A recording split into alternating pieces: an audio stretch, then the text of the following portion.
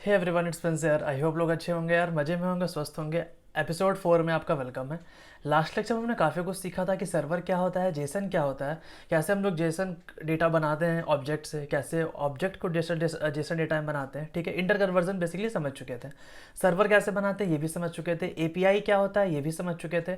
मैंने कैसे आपको मेन्यू कार्ड और वेटर और मैनेजर से आपको लिंक करके सारी चीज़ें समझाई थी, और मुझे पक्का उम्मीद है यहाँ तक किसी को कोई भी प्रॉब्लम नहीं हुआ होगा। अब हम बात करते हैं आगे। उससे पहले हम चीज़ समझेंगे, एक चीज़ मैं आपको बताना चाहूँगा यार, बहुत लोग ना नोट जेएस नहीं समझ पाते लाइफ में। उनका बस एक ही बस प्रॉब्लम उनके साथ पता है क्या है, वो अपने प्री एग्जिस्टिंग थॉट के साथ चीज़ों को पढ़ रहे होते हैं। होता है बहुत बार, हम किसी वीडियोस को देखते हैं, बहुत कोर्सेज करते हैं, किसी वीडियोस को आधा बीच में छोड़ते हैं, या किसी दूसरे कोर्सेज को बीच में छोड़ते हैं, कहीं आर्टिकल पढ़े हुए होते हैं। हमें बहुत सारे प्री एग्जिस्टिंग थॉट रहते हैं जिसको डाउट्स रह जाता है, और वो डाउट के साथ वो आगे अपने मेरे लेक्चर्स को या किसी भी लेक्चर्स को देख रहे होते हैं, तो वो उसी में उलझे रह जाते हैं। देखो, डाउट्स आना अच्छी चीज़ है, आप पूछो, लेकिन पहले मैं जो पढ़ा रहा हूँ उसको पहले समझो कि मैं क्या बताना चाह रहा हूँ। मैंने जो बता दिया उसमें कोई डाउट है कि नहीं, पहले वो ऐसा क्लियर करो। उसके बाद अगर डाउट आता है then we have to figure out कि हाँ, डाउट कहाँ पे आ रहा है और क्या डाउट है। सी, मेरा बस एक ही कंसर्न है ना यार, कि आप बहुत अच्छा कर सकते हो लाइफ में, बस अपने बैकलॉग्स को साथ लेके मत चलो। अगर मैं फ्रेश पढ़ा रहा हूँ, फ्रेश चीज़ों को स्टार्ट करो, बहुत बेटर समझ में आएगा। I know if you have pre existing thought, pre existing knowledge, वो आपको बूस्ट करेगा, लेकिन आपके केस में क्या होता है, आपको वो नीचे कर देता है। क्यों? बिकॉज आप डाउट को ही सॉल्व करने में उलझे रह जाते हो। तो प्लीज़ यार, जैसे मैं कहते जा रहा हूँ वैसे वैसे करते चलो, आप डेफिनेटली बहुत अच्छी जगह पे पहुंच जाओगे नोट जेएस के अंदर। ठीक है, आज हम बात करेंगे डेटाबेस के बारे में, जो कि हमारे लिए सबसे लाइफ में इंपॉर्टेंट चीज़ है। और डेटाबेस अगर नहीं होगा तो अल्टीमेटली हम जितनी भी चीज़ें देख रहे हैं, चाहे वेबसाइट में हो, बैकएंड में हो, फ्रंट एंड हो, कहीं ना कहीं वो चीज़ें स्टोर है। और स्टोर का मतलब ही होता है डेटाबेस, जहाँ पे डेटा रखा हुआ है। नो मैटर वॉट डेटा किस चीज़ का है, फ्रंट एंड का है, बैकएंड का है, प्रोग्राम फाइल्स है, कि किसी पर्सन का डेटा है, किसी बैंक का डेटा है, whatever, data is data, right? And they need to store somewhere. No, जैसा कि हम जानते हैं, अगर हम वेब डेवलपमेंट की बात करें तो वेब डेवलपमेंट में क्या होता है, क्लाइंट होता है, सर्वर होता है, डेटाबेस होता है। क्लाइंट क्या करता है, रिक्वेस्ट जनरेट करता है, रिक्वेस्ट ट्रेस करता है। सर्वर क्या करता है, उसको प्रोसेस करता है। अगर उसको प्रोसेस करके वो वापस दे सकता है देन इट्स फाइन। अगर वो प्रोसेस करके वापस नहीं दे सकता, उसको रिक्वायरमेंट है एडिशनल डेटा का, वो डेटाबेस को रीच करेगा, और फिर डेटाबेस डेटा प्रोसेस करके आपको दे देगा सर्वर को, और सर्वर फिर वापस क्लाइंट को दे देगा। ये पूरा प्रोसेस चलता है। मैं कुछ तो और बताने वाला था, पता नहीं अभी ध्यान, अच्छा हाँ, ध्यान में आया। सी, लास्ट लेक्चर में हमने ये भी सीख लिया था कि एपीआई कैसे बनाते हैं, गेट मेथड क्या होता है।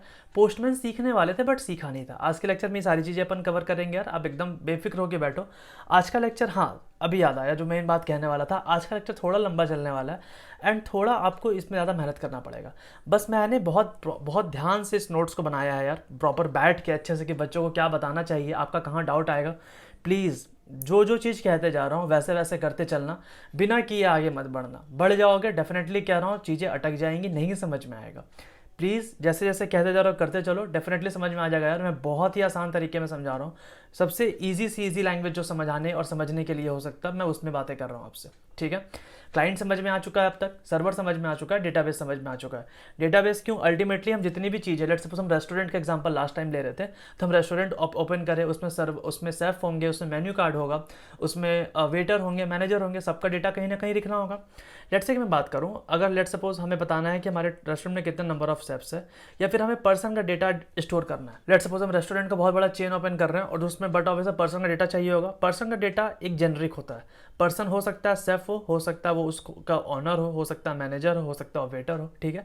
लेकिन पर्सन तो पर्सन होता है, उसका नेम चाहिए, एज चाहिए, वर्क चाहिए। वर्क बोले तो कि वो इन कौन से डेजिग्नेशन पे, शेफ है कि ऑनर है कि मैनेजर है, ठीक है, कि वेटर है। उसका मोबाइल नंबर चाहिए, उसका ईमेल एड्रेस चाहिए, उसका एड्रेस चाहिए, कहाँ वो रहता है, उसकी सैलरी कितनी है। ये सारा डिटेल्स एक पर्सन का, मोटा मोटी ये सारी चीज़ें होती हैं जो हमें पर्सन के बारे में काफ़ी कुछ बता देता है कि ये पर्सन ये है, ठीक है। अब ना बट ऑब्वियस है, हम लोग रेस्टोरेंट की बात करें तो वहाँ मेन्यूज़ भी होंगे, वहाँ कुछ ना कुछ खाने बनाने की भी चीज़ें होंगी। तो खाने में बहुत सारे ऑप्शन होता है, कि ड्रिंक्स है, स्नैक्स है, कि मेन कोर्स है, डायरेक्ट अपन खाना खा रहे हैं, ठीक है। तो बट ऑब्वियसली डिश तो डिश होता है। अब वो हो सकता है उसका डिफरेंट डिफरेंट टाइप है, कि वो पीने के लिए है, कि वो ऐसे ही हल्का फुल्का खाने के लिए, कि एकदम प्रॉपर खाना खाने के लिए, राइट। तो हम क्या इसको स्टोर कर सकते हैं डेटा में, कि नेम ऑफ डिश क्या है, उसका प्राइस क्या है, उसका टेस्ट कैसा है, स्वीट है, सावर है, स्पाइसी है। इस ड्रिंक, ये बुलियन तरह का डेटा, मतलब कि क्या ये पीने के लिए है, अगर ट्रू होगा तो यस, फॉल्स होगा तो मतलब खाने के लिए। इंग्रेडिएंट्स क्या क्या लगे हैं उसको बनाने के लिए, ठीक है। नंबर ऑफ सेल्स कितने हुए अभी तक, कितने नंबर ऑफ प्लेट्स ये पार्टिकुलर डिश का बिक चुका है। तो इस तरह से डेटा अपन स्टोर कर सकते हैं। बड़े बड़े रेस्टोरेंट में जाओगे तो हर चीज़ का डेटा मेंटेन होता है यार, और बट ऑब्वियस है उस डेटा को मेंटेन करने के लिए हमारे पास सर्वर्स होते हैं, डेटाबेस होते हैं, सब कुछ होता है। तो इस तरह से किसी भी रेस्टोरेंट के रिगार्डिंग इस तरह का डेटा हो सकता है, पॉसिबल है, पक्का, बट ऑब्वियस है ना, इस तरह का डेटा पॉइंट्स हमारे साथ एक रेस्टोरेंट के रिलेटेड हो सकता है।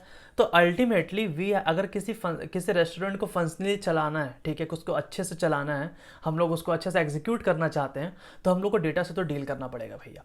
ये तो बात की बात है कि क्लाइंट हमारे पास है, क्लाइंट रिक्वेस्ट किया कि मुझे ये खाना चाहिए, राइट, सर्वर उसको प्रोसेस करेगा, लेकिन हमारे पास डेटा ही नहीं होगा, मतलब कि हमारे पास ना वेटर है, ना मैनेजर का डेटा है, ना वेटर का डेटा है, ना शेफ का डेटा है, ना हमारे पास इंग्रेडिएंट्स है, ना मेन्यूज़ है, कुछ डेटा ही नहीं है, तो हम लोग डील कैसे करेंगे।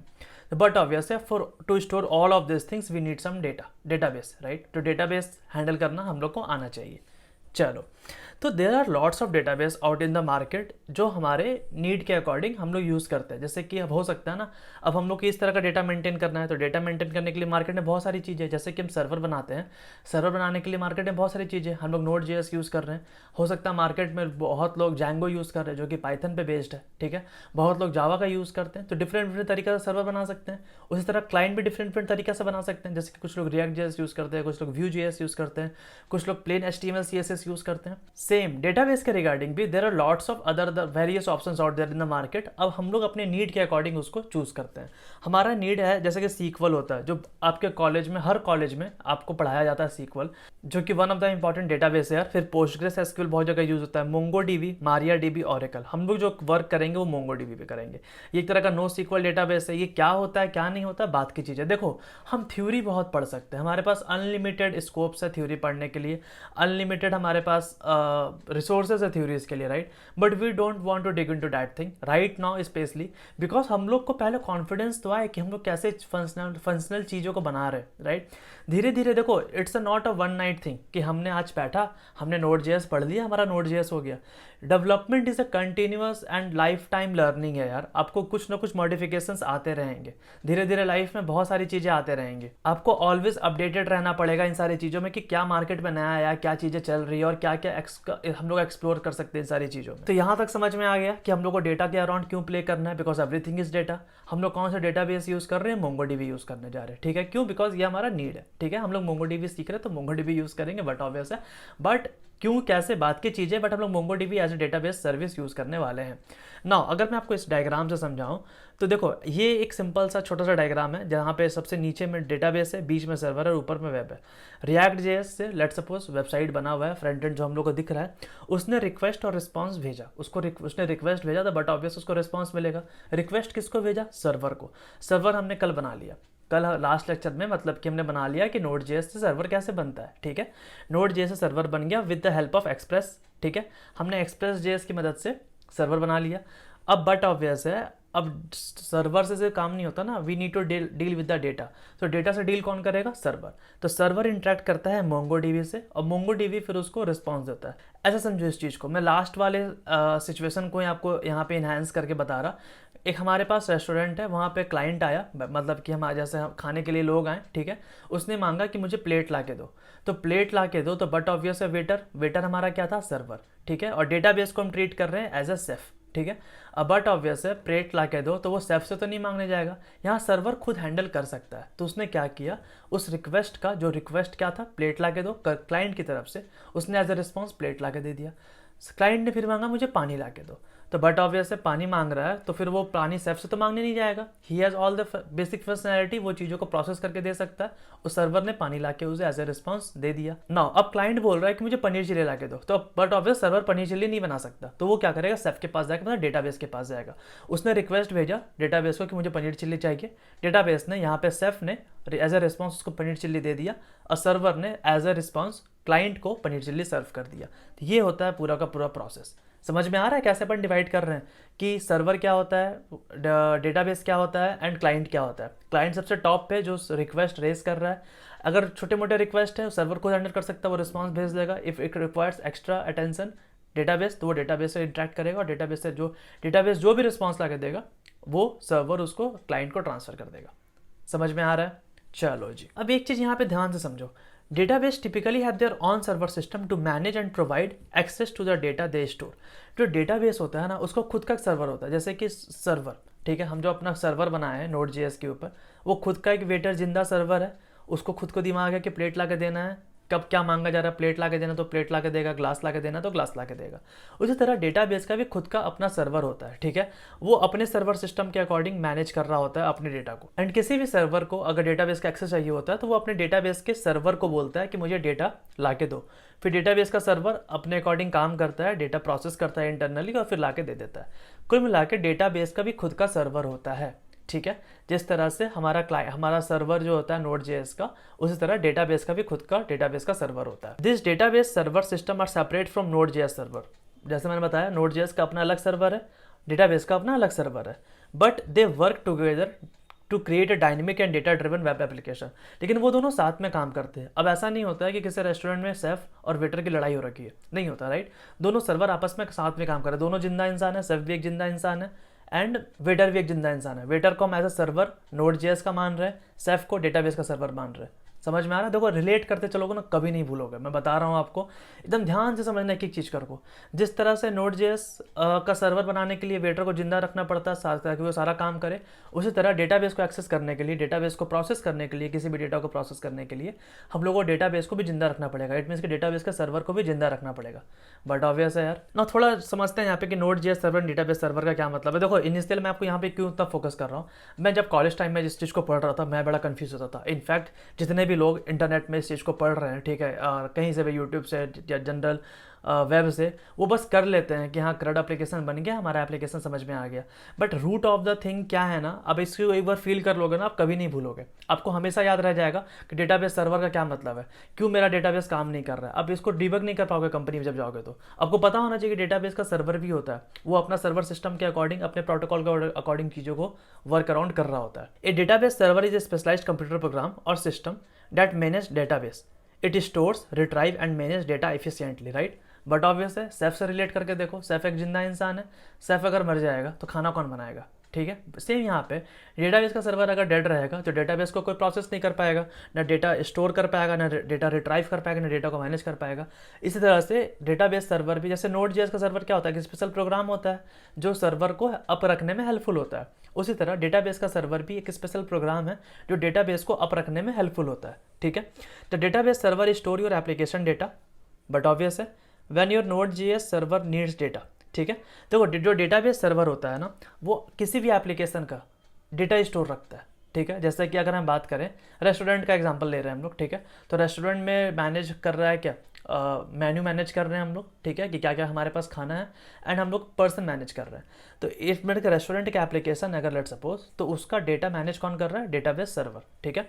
When ever Node.js server need data, जब जब Node.js के सर्वर को डेटा चाहिए होगा, it send request to the database server. वो क्या करेगा, डेटाबेस सर्वर को रिक्वेस्ट भेजेगा कि मुझे ये सारी चीज़ें चाहिए, which then retrieves and send requested data back to the Node.js server. और फिर डेटाबेस सर्वर क्या करेगा, जो भी रिक्वेस्टेड डेटा उसको चाहिए था Node.js की तरफ से, ठीक है, वो डेटा को प्रोसेस करेगा और वापस Node.js सर्वर को दे देगा। समझो, एक एक चीज़ समझो, समझ में आएगा। मैं इस एग्जाम्पल, एक डायग्राम से ही समझाना चाह रहा था। Node.js सर्वर को कुछ भी चाहिए होता है, वो डेटाबेस सर्वर को बोलेगा मुझे ये ला के दो, डेटाबेस का सर्वर उसको प्रोसेस करेगा और वापस Node.js सर्वर को दे देगा। समझ में आ रहा है? दोनों इंसान से रिलेट करके चलो, सेफ और बेटर, एक एक चीज़ समझ में आएगा, ठीक है। आई होप यार चीज़ें समझ में आ रहा होगा, चीज़ें इतना भी टिपिकल नहीं है। प्लीज़ कमेंट करके बता दिया करो कि भैया समझ में आ रहा है, एटलीस्ट मुझे समझ में आया कि आपको डाउट कहाँ पे आ रहा है, ठीक है। Now Node.js server is responsible for handling HTTP request from client like web browser and returning responses, ठीक है। जो Node.js सर्वर वो किसके लिए रिस्पॉन्सिबल है, वो रिस्पॉन्सिबल है HTTP रिक्वेस्ट के लिए, मतलब कि वैसा रिक्वेस्ट जो क्लाइंट की तरफ से आ रहा है वो उसको हैंडल करता है, वो सर्वर उसको हैंडल करता है। It process these request communicate with the database server and send data to the client। ये प्रोसेस करता है रिक्वेस्ट को, कम्युनिकेट करता है डेटाबेस सर्वर से और सेंड कर देता है डेटा वापस क्लाइंट को। समझ में आ रहा है? मतलब कि Node.js सर्वर है वो रिस्पॉन्सिबल है क्लाइंट के रिक्वेस्ट एंड रिस्पॉन्स के लिए, और इफ़ नीडेड वो डेटाबेस से भी इंटरेक्ट कर सकता है, ठीक है। ये डायग्राम अगर जिसको ध्यान में रह गया ना, उसको सब समझ में आ जाएगा। एकदम एरो एकदम ध्यान से रखो, कैसे कैसे एरो काम कर रहा है। ये पक्का, ये बहुत ही बेसिक आर्किटेक्चर है यार किसी भी वेब एप्लीकेशन को समझने के लिए। ये आपको ध्यान में रहेगा ना, फिर धीरे धीरे इसमें एड ऑन्स होते रहेंगे। That's a completely different thing, but this is something important, आपको ये पता होना चाहिए, ठीक है। ये डायग्राम एकदम दिमाग में होना चाहिए। और कुछ है नहीं यार, क्लाइंट है, सर्वर है, डेटाबेस, बस ये चीज़ समझो। उसी तरह रेस्टोरेंट से रिलेट करोगे तो हमारे पास कस्टमर है, वेटर है, शेफ है, ठीक है। चलो जी, एंड इसको ऐसे सिंपल रहा यार कि कस्टमर डायरेक्टली शेफ से कांटेक्ट नहीं करता है कि मुझे चिकन ला के दो, वो वेटर को बोलता है, वेटर फिर जाके शेफ को बोलता है। सेम एनालॉजी ध्यान में रखना, जिंदगी भर समझ में आएगा, ठीक है। चलो जी, सेम यहाँ पर डायग्राम में मैं यही समझाना चाह रहा आपको। इस डायग्राम को भी ध्यान से देखोगे तो डेटा सबसे राइट साइड में क्लाइंट है जो रिएक्ट एप्लीकेशन से बना हुआ है, ठीक है। कि हो सकता है रिएक्ट से बना हो या Vue.js से बना हो या HTML CSS से बना हो, वॉट एवर। इस केस में रिएक्ट एप्लीकेशन बना हुआ है जिसको हम क्लाइंट कह रहे हैं। वो क्या करेगा, API कॉल्स भेजेगा सर्वर को कि भैया ये चीज़ें मुझे चाहिए, ठीक है। तो बैकएंड का सर्वर उसको प्रोसेस करेगा। बैकएंड सर्वर किससे बना है, Node.js विद Express.js। उसने Node.js ये सर्वर बनाया Express.js की मदद से, ठीक है। और वो MongoDB ड्राइवर या सर्वर कह लो, डेटाबेस सर्वर को हिट करेगा कि मुझे ये सारा डेटा ला के दो, ठीक है। और वो डेटा वापस कर देगा क्लाइंट को। समझ में आ रहा है जी। चलो अब सबसे इंपॉर्टेंट बात आता है सेटअप MongoDB। अब भैया MongoDB इतना हम लोग सुन रखे हैं तो नाम तो इसको यूज़ करना पड़ेगा। यूज़ करने के लिए हमें लोकली उसका सर्वर बैठाना पड़ेगा। जिस तरह से हमने Node.js का सर्वर बनाया था, जैसे कि हमने बता रहा ना कि Node.js का सर्वर हमने खुद से बनाया था, ठीक है, with the help of Express.js। क्या उसी तरह से हम लोग डेटाबेस का सर्वर बनाना पड़ेगा? नहीं, हम लोग को इसे बनाने की कोई ज़रूरत नहीं है। MongoDB ऑलरेडी हम लोग को बना बनाया सर्वर प्रोवाइड करता है, बस उसको इंस्टॉल करना है, इंटर करना है, रन करना है, उसका सर्वर रन हो जाएगा और हम डेटाबेस को एक्सेस कर सकते हैं।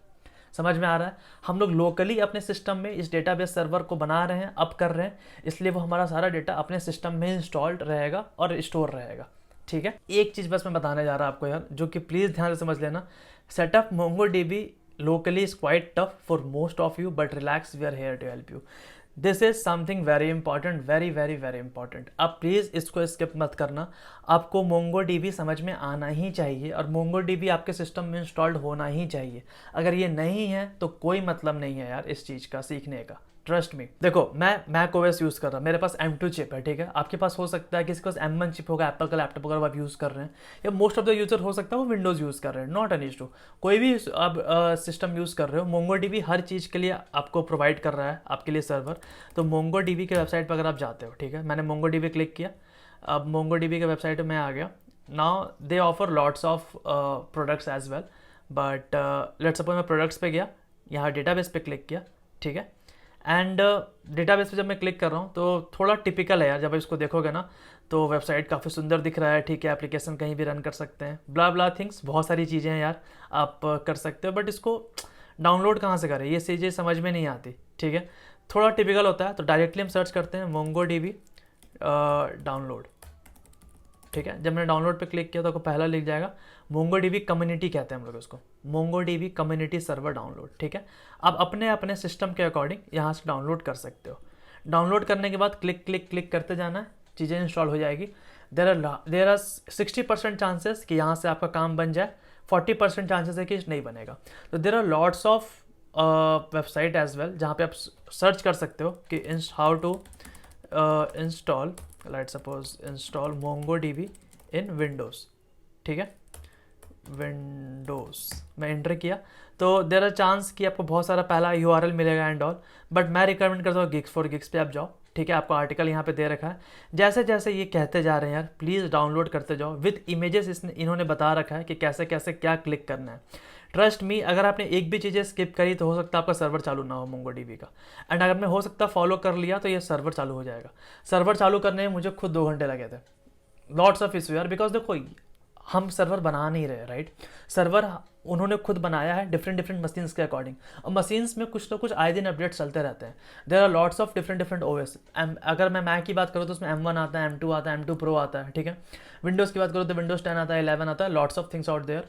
डिफरेंट सिस्टम्स में डिफरेंट लॉकिंग होते हैं कि आप ये नहीं कर सकते, वो नहीं कर सकते, तो you have to fix everything, ठीक है। There are lots of YouTube videos as well. आप यूट्यूब पे भी जाके सर्च कर सकते हो कि how to install MongoDB in Windows. YouTube पे बहुत सारे ट्यूटोरियल मिल जाएंगे। ट्रस्ट मी, बस ध्यान में क्या रखना, MongoDB में भी 2 चीज़ होती है, MongoDB सर्वर, MongoDB सेल। जैसे कि हम Node.js सर्वर स्टार्ट करते हैं, जैसे हम नोड इंटर करते हैं, ठीक है, तो हम नोड सेल के अंदर घुस जाते हैं। अब हम जावास्क्रिप्ट कोड लिख सकते हैं इसके अंदर। उसी तरह MongoDB जब हमारे सिस्टम में इंस्टॉल रहता है तो हम Mongo सेल के अंदर घुस सकते हैं और सारा डेटाबेस का जो सिंटेक्स है वो परफॉर्म कर सकते हैं, ठीक है। सेम जैसे कि मैं बात करूं, अगर मैं मैक के लिए बात करूं तो मुझे तो मैक काफ़ी मुश्किल से मिला था, इसलिए मैंने ये लिंक कॉपी किया, पेस्ट किया कि M1 चिप के लिए हम लोग कैसे इंस्टॉल कर सकते हैं। ये पूरा का पूरा डिटेल्ड एक्सप्लेनेशन, मतलब कि आपको स्टेप्स दे रखा है, इसको फॉलो कर लोगे, there is a high chance कि आपका सिस्टम में इंस्टॉल हो जाए। नहीं होता है प्लीज़ कमेंट करके बताओ, मैं कुछ ना कुछ फिगर आउट करूँगा। जिनसे हो जाता है वो प्लीज़ एक दूसरे की मदद करो। तो ऑल्दो मेरे चैनल पे देर इज़ अ चांस कि आप को ये मैक में आप कैसे इंस्टॉल कर सकते हैं मोंगो डीबी को, उसका वीडियोज़ आपको मिल जाएगा, प्लीज़ आप चेकआउट करें ना हेलो वर्ल्ड में। नाउ अब हम बात करते हैं। अब प्लीज़ एक चीज़ यहाँ रखना कि ट्रस्ट मी, आप मतलब कि बिना इसको डाउनलोड किए आगे मत बढ़ना। अगर आप आगे बढ़ जाओगे तो बहुत मुश्किल हो जाएगा। अगर मैं आपके बात करूं कि मोंगो डीबी का सर्वर भैया चला के दिखाओ, अब मैंने यहाँ से देख के इंस्टॉल किया था, तो मैं डायरेक्टली स्टार्ट करने के लिए यहाँ पे लिखा है ना, अगर आपको you have to start the brew start Mongo dB community 6.0, तो ये क्या करेगा, आपके सर्वर को चालू कर देता है। ठीक है, तो मैं क्या करता, यहाँ पे इंटर करता और सी मुझे मैसेज डिस्प्ले हो जाएगा ऑलरेडी स्टार्टेड। पहले मैं इसको स्टॉप कर लेता। ठीक है, मैं इसको स्टॉप करता। अगर अब मुझे स्टॉप करना है इस सर्वर को, वेट, पेस्ट किया तो see successfully stopped Mongo dB community. ठीक है, ये स्टॉप हो गया। अगर मुझे स्टार्ट करना है, मैंने स्टार्ट पे एंटर किया, अब क्या आ गया, सक्सेसफुली स्टार्ट, मेरा सर्वर स्टार्ट हो गया। कैसे पता चलेगा सर्वर स्टार्ट है कि नहीं, आपको कैसे पता चलेगा कि मोंगो डीबी आपके सिस्टम में इंस्टॉल है कि नहीं? आप Mongo space minus version inter करोगे तो आपको पूरा डिटेल मिल जाएगा कि कौन सा मोंगो सेल आपके सिस्टम में इंस्टॉल्ड है। और यहाँ पे सर्वर मेरा स्टार्ट हो चुका है। जब सर्वर स्टार्ट हो चुका है तो हम मोंगो सेल के अंदर घुस सकते हैं, और अगर मोंगो डीबी के सेल के अंदर बेसिकली घुस सकते हैं, जहाँ पे डेटाबेस ऑपरेशन परफॉर्म कर सकते हैं। ठीक है, मोंगो सेल के अंदर घुसने के लिए हमें कमांड लिखना पड़ता है मोंगो। जनरली ये सारे कमांड्स सेम होते हैं विंडोज़ के लिए भी और मैक के लिए भी। तो मैं यहाँ पे टाइप कर रहा हूँ सो डेटा बेसिस, इंटर, तो ये सारे डेटाबेस मुझे एक्सेस मिल गया। अब ये कमांड्स क्या है मैं एक एक करके आपको बताऊंगा, but relax on that thing. सबसे पहले आपका काम क्या होना चाहिए कि आपके सिस्टम में मोंगो डीबी का सर्वर चालू हो जाए और आप मोंगो सेल के अंदर घुस जाओ, मोंगो डीबी सेल के अंदर घुस जाओ वाया एंट्रिंग मोंगो। ठीक है, एंड अगर लेट सपोज मैंने ये सिस्टम बंद कर दिया, मैंने सर्वर बंद किया, तो जैसे मैंने बंद किया तो अगर अब मैं यहाँ पे इंटर करता हूँ सो डेटाबेसेस, तो यहाँ पे एरर आ गया कि डेटाबेस से कनेक्ट नहीं कर पा रहे। राइट, सेम फिर यहाँ पे करता कि ब्रू सर्विसेज स्टार्ट पे इंटर किया तो यहाँ पे हो गया। फिर मैं दूसरे टर्मिनल पे जाता हूँ एंड यहाँ पे सो डेटाबेस पे इंटर करता हूँ तो मुझे दिख गया। ठीक है, मोंगो सेल से बाहर निकलना है तो EXIT एग्जिट कर देंगे, बाय आया, प्रिंट हुआ और अपन बाहर आ गए। कोई प्रॉब्लम यहाँ तक? कोई प्रॉब्लम नहीं। डेटाबेस से अगर हम लोग कनेक्ट करना है तो बट ऑब्वियसली डेटाबेस का सर्वर पहले अप तो होना चाहिए, और अप करने का कमांड ये रहा, brew services start, brew services stop. हो सकता है विंडोज़ में कुछ अलग हो, please you have to figure it out यार कि कैसे कर सकते हो। And there are lots of docs and community out there to help you. थोड़ा तो देखो, आप डेवलपमेंट करो, मैंने स्टार्टिंग में कहा था जब आप डेवलपमेंट स्टार्ट करते हो तो आपको गूगल करने आना चाहिए। आपको जो डाउट में आप फंस रहे हो, जहाँ पे आपको एरर आ रहा है, वो एरर फिक्स करने आना चाहिए। नहीं हो रहा, मैं बैठा हूँ करने के लिए, but please have a try. ठीक है, अगर आप एक बार ट्राई करोगे तो आपको बहुत ज़्यादा चीज़ें समझ में आएंगी यार, जितना मैंने अभी तक समझाया है आपको। एंड ट्रस्ट मी, हो जाएगा, इतना भी टफ नहीं है। बहुत ज़्यादा अगर आपने कभी सिस्टम इंस्टॉल नहीं किया होगा तो पहली बार में हो जाता है। मैस कहाँ होता है, जब आपके पास ऑलरेडी इंस्टॉल्ड हो फिर आप कुछ चीज़ें आगे पीछे करने की कोशिश करते हो तब। बट आई होप यहाँ तक आपको समझ में आ गया कि डेटाबेस क्या होता है, मोंगो डीबी क्यों यूज़ कर रहे हैं, डेटाबेस का सर्वर कैसे अप करना है, और कैसे हम लोग उस सेल के अंदर घुस सकते हैं। अब हम लोग यहाँ पे आते हैं कि मोंगो डीबी का सिंटेक्स क्या है भैया। बट ऑब्वियस है, डेटाबेस है, हर किसी का अपना लैंग्वेज है उससे इंटरेक्ट करने के लिए। डेटाबेस का भी अपना एक सिंटेक्स होगा, अपना एक तरीका होगा, उस क्वेरीज होगा, एक मेथड होगा उस जिसके थ्रू हम लोग उसको यूज़ कर सकते हैं, उसको एक्सेस कर सकते हैं। ठीक है, तो अभी तक मैं यहाँ पे मान के चल रहा हूँ कि जितने भी लोग आए हैं उनको एटलीस्ट कॉलेज में सीक्वल बता दिया गया होगा और सीक्वल के बारे में उनको थोड़ा मोड़ा आइडिया होगा। मैं ये मान के चल रहा हूँ कि जिनको सीक्वल नहीं आता, देखो sequel is a must kind of thing. ठीक है, आपको सीक्वल आना चाहिए। तो मैं यहाँ पे सीक्वल अगर इंटर करता हूँ sequelbolt.com, जिनको नहीं पता है कि सीक्वल क्या होता है, कैसे सीख सकते हैं, आप यहाँ से सीख सकते हो। ऑलरेडी आप गूगल करोगे ना लर्न सीक्वल, ठीक है, आप इंटर करोगे तो आपको यहाँ पे W3 स्कूल्स का आपको ऑप्शन मिल जाएगा, और आपको सीक्वल के बहुत अच्छे अच्छे पूरा एक एक चीज़ डिटेल में मिल जाएगा कि आप सीक्वल कैसे स्टार्ट कर सकते हो, सिंटेक्स क्या है, सेलेक्ट क्या होता है, डेटाबेस क्या होता है, एवरीथिंग। ठीक है, एंड ट्रस्ट में this is the one of the most important thing जो आपको आना चाहिए। मैं सीक्वल बोल्डली प्रीफर करूँगा, मैं W3 के लिए प्रीफर करूँगा। दोनों में से अगर आपको जहाँ कंफर्टेबिलिटी लग रहा है आप सीक्वल सीख जाओ। ठीक है, और मैं ये मान के चल रहा हूँ कि बहुत लोगों को थोड़ा मोड़ा बेसिक्स पता होता है कि सीक्वल क्या होता है। अल्टीमेटली डेटाबेस है, डेटाबेस में टेबल्स होंगे जहाँ पर लोग डेटा स्टोर करते हैं। ठीक है, रोज़ होते हैं, कॉलम्स होते हैं, इस तरह से चीज़ें होती हैं। बट मोंगो डीबी में थोड़ी चीज़ें अलग चलती है। बट अलग क्या चलेगी यार, लिखने का तरीका है। हम हो सकता है जैसे कि सी लैंग्वेज में हम प्रिंट एफ लिखते हैं, किसी भी चीज़ को प्रिंट करने के लिए सी प्लस प्लस में सी आउट लिखते हैं, काम वही करना है, बस लिखने का तरीका अलग है। अल्टीमेटली सर्वर बनाना सीख जाओगे, सर्वर यूज़ करना सीख जाओगे, एपीआई बनाना सीख जाओगे, तो चाहे नोड जेएस में लिखो, चाहे जैंगो में लिखो, चाहे जावा में लिखो, बात बराबर है। पॉइंट इज कि कॉन्सेप्ट पता होना चाहिए। अगर आप कोई एक डेटाबेस सीख जाते हो, कॉन्सेप्ट समझ में आ जाता है, तो आपको फिर चाहे मोंगोडीबी यूज़ करो, चाहे ओरेकल यूज़ करो, चाहे पोस्टग्रेस एसक्यूएल यूज़ करो, बात बराबर हो जाता है। बट एसक्यूएल में मैं इतना क्यों फोकस कर रहा हूँ, बिकॉज सीक्वल सीखना is a very good thing, और आपको कॉलेज में ये एक्सपेक्ट किया जाता है कि आपको सीक्वल आता होगा जब आप कंपनीज में एज अ फ्रेशर जब किसी कंपनी में आप जाते हो, ठीक है। क्योंकि sequel is a very starting और बिगिनर थिंग जहाँ से आप डेटाबेस से इंटरेक्ट कर सकते हो। And there are lot more companies यार जो सीक्वल पे यूज़ करती है। गूगल का बिग क्वेरी भी ले लोगे ना आप, तो वो सीक्वल के ही सिंटेक्स सिमिलर है उसके। And there are Postgres sequel भी अगर आप यूज़ करोगे ना, तो उसका सीक्वल से सिमिलर सिंटेक्स है। पॉइंट इज डैट कि सीक्वल अगर आपको आना ही आना चाहिए, टाइम निकाल के सीक्वल सीख लो। और मैं मान के चल रहा हूँ कि सीक्वल बहुत लोगों को पता होगा, नहीं पता होगा तो कोई बड़ी बात नहीं है, मैं यहाँ पे इतनी बेसिक से समझा रहा हूँ कि आपको चीज़ें समझ में आ जाएगी, कोई बड़ी बात नहीं। बस कीप डैट इन माइंड कि हम लोग को जिस तरह से सर्वर बनाने के लिए जावास्क्रिप्ट का जरूरत है, उस तरह डेटाबेस से इंटरेक्ट करने के लिए डेटाबेस का अपना प्रोटोकॉल और अपना लैंग्वेज होता है जो आप लोगों को पता होना चाहिए। जनरली जावास्क्रिप्ट हम लोग सीख जाते हैं बहुत आसानी से, क्योंकि उसका सिमिलर सिंटैक्स है बहुत ज़्यादा सी प्लस प्लस से। और एक बार हम लोग की लैंग्वेज को अगर हम लोग को आता है ना, तो किसी दूसरे लैंग्वेज को सीखना उतना भी हमारे लिए टिपिकल नहीं होता है, ठीक है। पॉइंट इज डैट कि मोंगोडीबी का सिंटेक्स हम लोग सीखते हैं, जो बेसिक सिंटेक्स है, जो डेटाबेस में छोटे मोटे परफॉर्मेंस होते हैं, जो ऑपरेशंस होते हैं, उसको हम लोग सीखते हैं। डेटाबेस क्या है? डेटाबेस जहाँ डेटा रखा जा रहा है। डेटा रखने का क्या मतलब है? लेट सपोज हमने एक रिकॉर्ड बनाया सेफ का, ठीक है, या पर्सन का नेम होगा, एज होगा, उसका सैलरी होगा, उसका मोबाइल नंबर होगा, उसका एड्रेस होगा, उसका ईमेल एड्रेस होगा, लॉट्स ऑफ थिंग्स। अब उस डेटा को हम लोग इंटर कर रहे हैं, ठीक है, डेटाबेस के अंदर, कि वो वहाँ पे सेफली स्टोर रहे। बट ऑब्वियस है उस डेटाबेस में और क्या ऑपरेशन कर सकते हैं? उस डेटाबेस में अपडेशन कर सकते हैं। जैसे कि हो सकता है कल के डेट में मैंने अपना जीमेल आईडी चेंज कर लिया, तो भैया हम उस रिकॉर्ड पे गए जहाँ मेरा रिकॉर्ड सेव है, उस पर ईमेल आईडी का सेक्शन होगा, वहाँ पे हमने जाके उस रिकॉर्ड को अपडेट कर दिया, डेटाबेस में अपडेट परफॉर्मेंस कर दिए।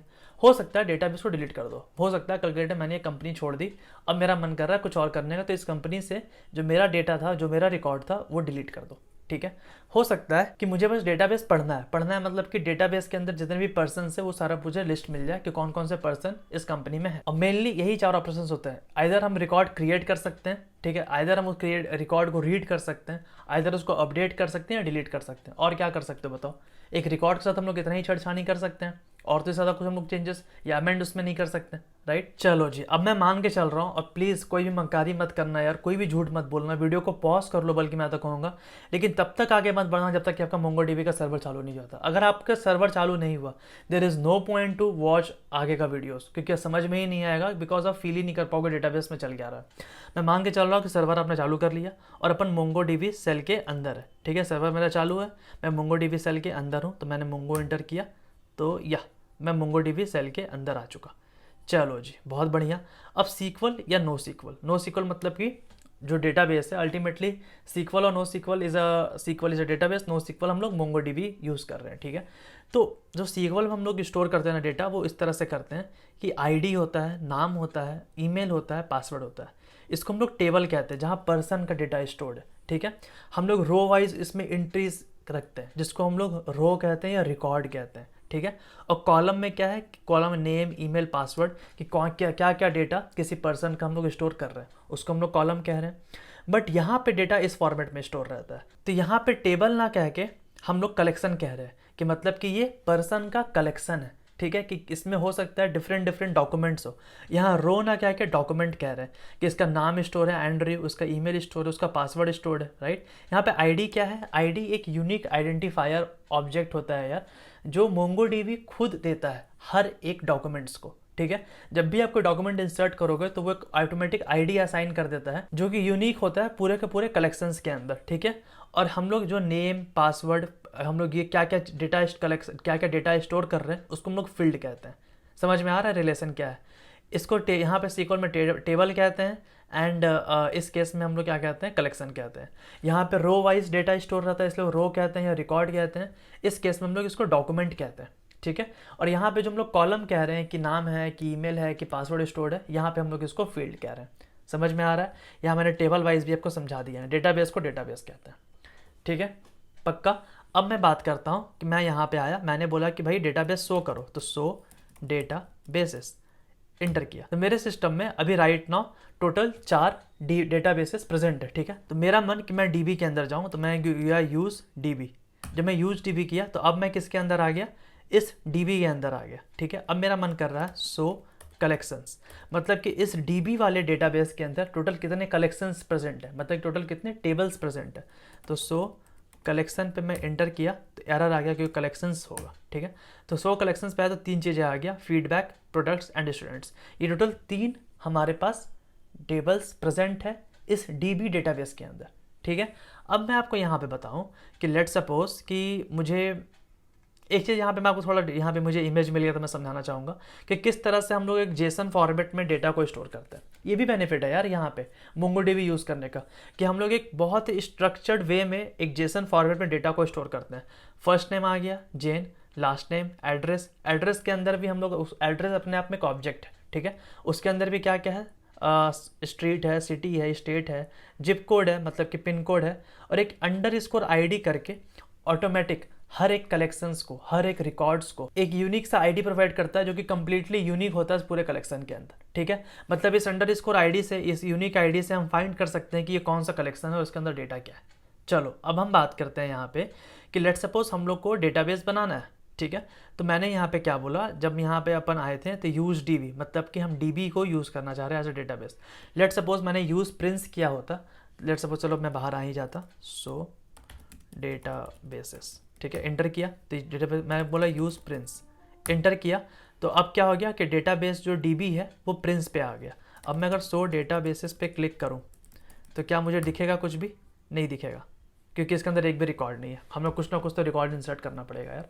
बट लेट सपोज मैं यूज़ कर रहा यूज़ डीबी। ठीक है, मैं डीबी डेटाबेस को यूज़ करना चाह रहा, तो अपन डीबी में आ गए, सो कलेक्शंस कि इसके अंदर कौन कौन से टेबल प्रेजेंट है। तो इसके अंदर ये सारे टेबल प्रेजेंट है, फीडबैक, प्रोडक्ट्स, स्टूडेंट्स। मैं जब प्रीवियसली मोंगोडीबी में काम करता था तो मेरे ये टेबल्स बना रखे थे, इसलिए मेरे सिस्टम में आपको ये दिख रहे हैं। ठीक है, हो सकता है आपके सिस्टम में कुछ भी ना दिखे, बट इट्स कंप्लीटली फाइन। अब देखो, अगर मैं आपको कंपैरिजन करके बताऊं, हो सकता है बहुत लोग सीक्वल जानते हैं, जो कि आपको जानना भी चाहिए। अगर मैं कंपैरिजन करके बताऊं कि सीक्वल में क्रिएट डेटाबेस माई डीबी करते हैं, मोंगोडीबी में यूज़ माई डीबी करते हैं, इस तरह से डेटाबेस बनता है। अगर मैं बात करूँ कि टेबल बनाना है, तो टेबल कैसे बन रहा है सीक्वल में, क्रिएट टेबल, यूज़र्स नाम का टेबल बनाना चाह रहे हैं हम लोग। ठीक है, उसमें हमने क्या किया, इंट प्राइमरी की दिया, यूज़र नेम दिया, एज दिया। ठीक है, और इसमें डेटा टाइप डिफाइन किया कि किस तरह का डेटा होना चाहिए। लेकिन मोंगोडीबी में डायरेक्ट करते हैं dB dot create collections users, मैं यहाँ पे पेस्ट कर रहा यूज़र्स। ओके, अब मैं बात करता सो कलेक्शंस। ठीक है, तो सो कलेक्शंस पे एंटर करेंगे तो आपको यहाँ दिखेगा यूज़र्स नाम का कलेक्शंस दिख गया, मतलब कि टेबल दिख गया। टेबल कैसे बना रहे हैं सीक्वल में समझ में आ गया, मोंगोडीबी में कैसे बना रहे हैं ये भी समझ में आ गया। हम लोग मोंगोडीबी में काम कर रहे हैं इसलिए मोंगोडीबी का सिंटैक्स देख रहे हैं। बट मैं आपको ये बताना चाह रहा है यहाँ पे कि सीक्वल से रिलेट करके समझना बहुत आसान पड़ जाता है यार, क्योंकि अल्टीमेटली प्रोसेस वही होना है यार। क्रिएट करेंगे रिकॉर्ड को, या फिर डिलीट करेंगे, या अपडेट करेंगे, या हम लोग उसको रिकॉर्ड को सी करेंगे, देखेंगे। ठीक है, और डेटाबेस बनाएंगे, टेबल्स बनाएंगे, यही सारी चीज़ चलती है, बट सिंटेक्स का अंतर पड़ जाता है।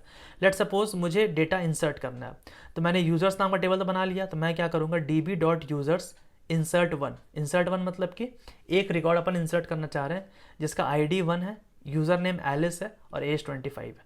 सी हमने यहाँ पे देखो कितना वो होता है ना, मतलब कि डिफाइंड करना पड़ता है सीक्वल के अंदर। जब हम सीक्वल के अंदर डेटाबेस बना रहे थे तो हमें देना पड़ रहा था कॉलम्स का नेम, कि हम क्या क्या इसमें स्टोर करने वाले हैं, आईडी स्टोर करने वाले हैं, यूज़र नेम स्टोर करने वाले हैं, एज स्टोर करने वाले हैं। बट क्या जब हम मोंगोडीबी में बना रहे थे हमें देना पड़ा, नहीं, हमें ये सब देने की जरूरत ही नहीं है। मोंगोडीबी डायरेक्टली टेबल का नाम दिया और हमने बना दिया। लेकिन हम मोंगोडीबी में स्टोर करते समय ये एक एक चीज़ डेटा देते हैं कि आईडी के अंदर ये होना चाहिए, यूज़र नेम ये होना चाहिए, एज ये होना चाहिए। अब आप बोलोगे कि भैया यहाँ पे आईडी तो ऑटोमेटिक मिल रहा है। ठीक है, जैसे मैं इसको पहले क्या करता, कॉपी करता, मैंने इसे किया कॉपी, किया इंटर। ठीक है, तो अब क्या हो गया, एक्नॉलेज ट्रू, और इंसर्टेड आईडी ऑब्जेक्ट आईडी, और ये एक ऑब्जेक्ट आईडी इसने रिटर्न किया। इसने एक्नॉलेज कर लिया ट्रू कि हाँ आपका ये डेटा इंसर्ट हो चुका है, बहुत बढ़िया। अब क्या बोल रहा है कि आप जैसे इंसर्ट किया, तो मैंने बताया था ना आपको कि मोंगोडीबी क्या करता है, हर एक कलेक्शन को एक यूनिक आइडेंटिफिकेशन नंबर देता है, आईडी देता है, और वो आईडी इसने ये दे दिया। अब मैं बात करूँ सो अगर जैसे कि मैं बात करूँ, अभी मैं यूज़र्स के अंदर हूँ, तो यूज़र्स के अंदर हम लोग को डेटा दिखना चाहिए कि हमने ये डेटा इंसर्ट किया।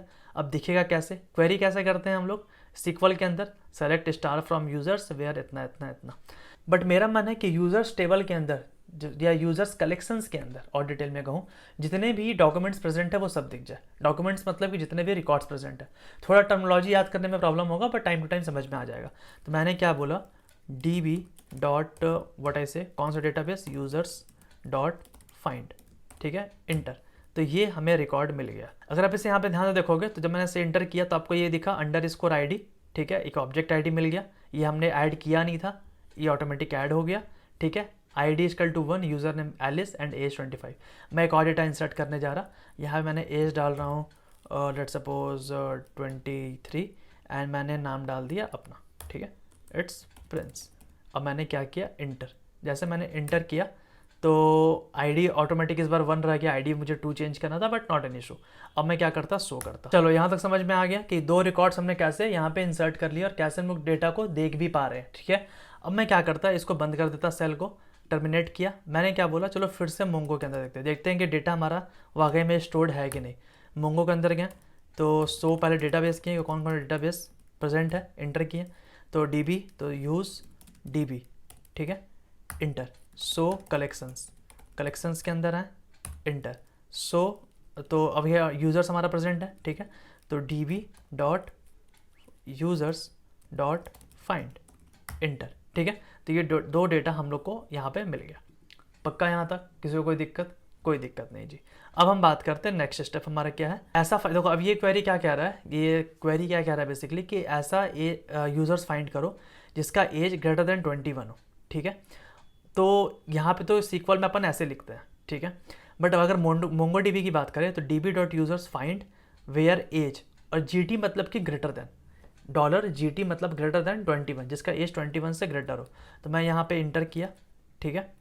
तो 21 से दोनों का ही ग्रेटर है, तो ऑल दो मुझे यहाँ पे कुछ चेंजेस करना है, ठीक है।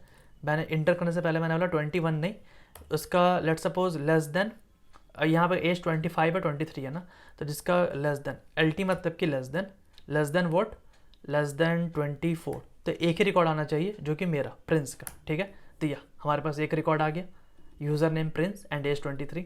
समझ में आ रहा अपन कैसे डील कर रहे हैं।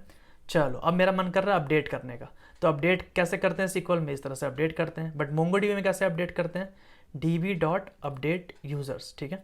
तो DB डॉट अपडेट, मेरा मन कर रहा है कि एज को नहीं, पहले मैंने क्या किया, देखो अब अपडेट में 2 चीज़ें, ये सारी चीज़ें ना उतने भी टफ नहीं है, ठीक है। लेकिन अपडेट में 2 चीज़ें, 2 पैरामीटर होता है। 2 पैरामीटर क्या होता है, हम लोग किसी रिकॉर्ड को अपडेट करना चाह रहे हैं, ठीक है। हो सकता है उसका नाम, उसका ईमेल आईडी, वॉटेवर, ठीक है ना। हम लोग चाहते हैं कि हम लोग किसी भी रिकॉर्ड को अपडेट करें, मतलब किसी भी डॉक्यूमेंट्स को अपडेट करें, ठीक है। अपडेट करने के लिए हमारे पास वो डॉक्यूमेंट तो होना चाहिए, इट मीन्स हमारे पास वो रिकॉर्ड तो होना चाहिए। अब देखो, जब भी हम लोग अपडेट करते हैं हमें 2 पैरामीटर पास करना पड़ता है। पहला पैरामीटर से हम लोग उस डॉक्यूमेंट्स को फाइंड करते हैं कि वो एक्चुअल में कौन सा डॉक्यूमेंट है, और दूसरा पैरामीटर हम पास करते हैं कि किस फील्ड को हम लोग अपडेट करना चाहते हैं। मैंने पहला पैरामीटर ये पास किया, यूज़र नेम एलिस, कि एक यूज़र नेम मान के हम लोग ऐसा एज्यूम कर रहे हैं कि इस डेटाबेस में जितने भी यूज़र नेम है, इस जितने भी डॉक्यूमेंट्स में सारे यूज़र नेम यूनिक होंगे, ठीक है। तो हमने क्या बोला कि यूज़र नेम एलिस है, और अगर एलिस जिसका भी यूज़र नेम है, तो कुल मिला के टेबल के अंदर जितने भी रिकॉर्ड्स होंगे, या मैं मोंगो DB के टर्मिनोलॉजी में बात करूँ, कलेक्शंस के अंदर जितने भी डॉक्यूमेंट्स होंगे उसमें अगर यूज़र नेम एलिस है तो उसको सेट कर दो, क्या, उसका एज सेट कर दो 22, ठीक है। तो मैंने यहाँ पे बोला कि जिसका भी नेम, यहाँ पे जैसे कि मैं बात कर रहा हूँ, जिसका भी नेम प्रिंस है, ठीक है, जिसका भी नेम प्रिंस है तो उसका ID सेट कर दो, ID सेट कर दो 2। अब मैं क्या करता, इसको एंटर करता, तो एक्नॉलेज ट्रू, मैच काउंट 1, मतलब कि हमें एक ऐसा रिकॉर्ड मिल गया जिसका यूज़र नेम प्रिंस था, और मॉडिफिकेशन काउंट 1, हमने उसको मॉडिफाई भी कर दिया। अब मैं क्या करता, इसको चेक करता, DB डॉट यूज़र, मैं सारे डॉक्यूमेंट्स चेक करता कि अपडेट हुआ कि नहीं। तो ID 2 हो गया ना प्रिंस का। लेट सपोज मेरा मन कर रहा है एज को ही चेंज कर देने का, तो जिसका प्रिंस है, लेट सपोज उसका मैंने एज को क्या किया, मैंने एज को कर दिया 279। अब मैं इंटर किया, एक्नॉलेज हो गया ट्रू, मतलब अपडेट हो चुका। अब मैं इसको इंटर करता तो एज 279 आ गया। पक्का अपडेट समझ में आ गया ना। अपडेट करने के लिए हमें पहले वो रिकॉर्ड फाइंड करना पड़ता है। क्रिएट में इशू नहीं है, जो मिला क्रिएट कर दो, रीड का इशू नहीं है, जितने भी रिकॉर्ड्स प्रेजेंट है उसको शो कर दो। अपडेट में क्या इशू होता है कि हम पहले वो रिकॉर्ड फाइंड करना पड़ता है। सेम डिलीट में भी यही होगा, किसी को भी डिलीट नहीं कर देंगे, पहले वो रिकॉर्ड फाइंड करना पड़ेगा। जैसे कि मैं यहाँ पे आया, डिलीट डेटा, डिलीट हम लोग सीक्वल में ऐसे करते हैं, मोंगोडीबी में अपन ऐसे करेंगे, डिलीट वन हैविंग ID 1। मैंने यहाँ पे किया इंटर, मैंने बोला जिसका ID 2 है उसको कर दो डिलीट। तो कौन सा रिकॉर्ड डिलीट होगा, ये वाला जो रिकॉर्ड है वो डिलीट हो जाएगा। इंटर किया, एक्नॉलेज ट्रू, डिलीट काउंट 1। हाँ, अब मैं शो करता कि कितने डॉक्यूमेंट्स बचे, तो सिर्फ एक ही डेटा आएगा हमारे पास। इस तरह से समझ में आ गया, क्रिएट कैसे कर रहे हैं, अपडेट कैसे कर रहे हैं, रीड कैसे कर रहे हैं, डिलीट कैसे कर रहे हैं।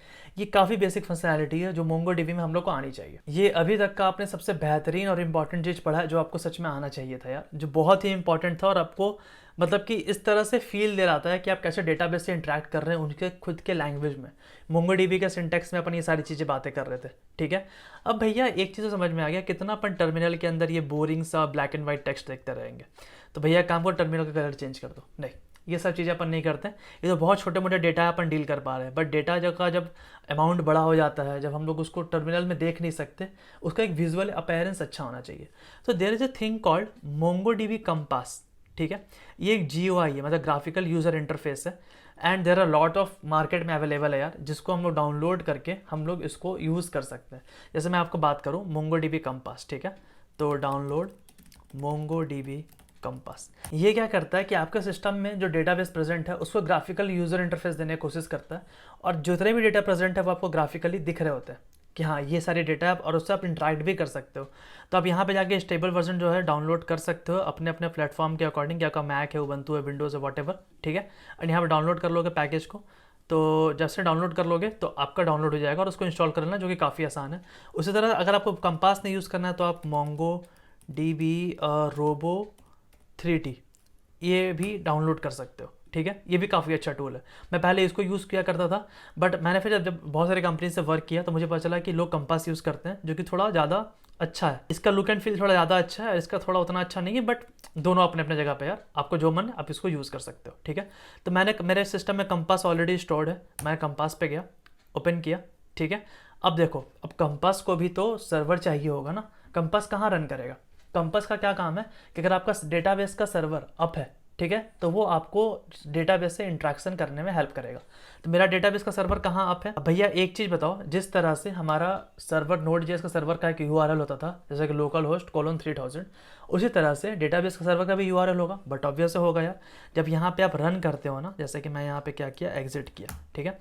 अब मैंने इसे यहाँ पे क्लियर किया, अब मैंने बोला मोंगो, जब मैंने मोंगो रन किया तब यहाँ पे ध्यान से देखोगे तो आपको यहाँ पे दिखेगा कनेक्टिंग टू मोंगोडीबी इतना, इस पे ये डेटा रन किया 127.001:27017, ये इसका पोर्ट है, ठीक है। जब मैं इस पर क्लिक करता, इंटर किया, तो क्या कर रहा है, it looks like you are trying to access MongoDB over HTTP on the native driver port.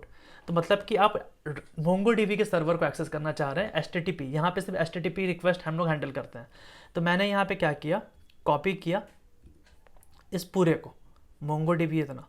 जब इसको पूरे को करके आप जब इंटर पेस्ट करोगे ना, तो आपको खुद पे खुद ये ऑप्शंस खुल जाएगा, राइट। ये खुद पे खुद आपको कनेक्ट कर देगा इस GUI के साथ। मतलब कि ये प्लेटफॉर्म क्या कर रहा है, आपको मोंगोडीबी सर्वर को कनेक्ट करने में हेल्प कर रहा है, ताकि विजुअली देख पाओ। तो मैंने क्या DB के अंदर बनाया था, तो DB के अंदर आपको यूजर्स दिख गया, यूजर्स पे जब मैंने क्लिक किया तो आपको ये डेटा दिख गया। तो ये आपको दिख गया Alice25। अब मेरा मन कर रहा है कि भैया एक काम करो ना, जो सो डेटा बेसिस एक बार फिर से इंटर कर लो, ठीक है। तो यूज़ DB सो कलेक्शंस, ठीक है।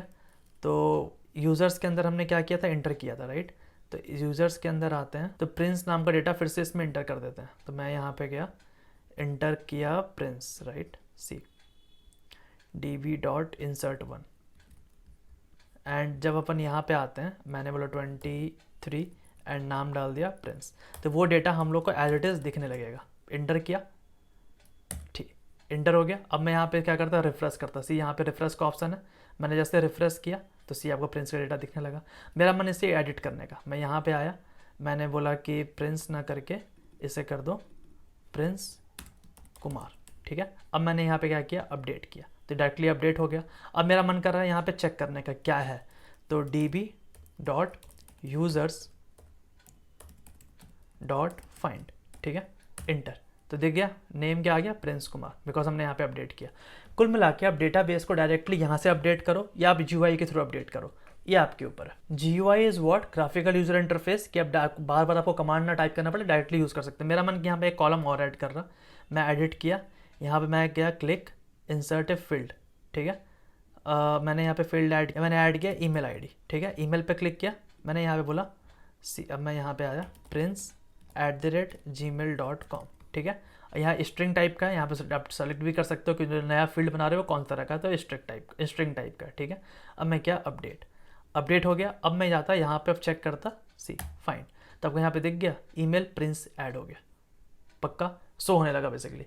तो आप इस तरह से डेटा डिलीट कर सकते हो। आपको मेरा मन किया इसको डिलीट करने का, मैं क्या क्लिक डिलीट, डिलीट का ऑप्शन यहाँ पे दिख रहा है आपको इस डॉक्यूमेंट के अंदर।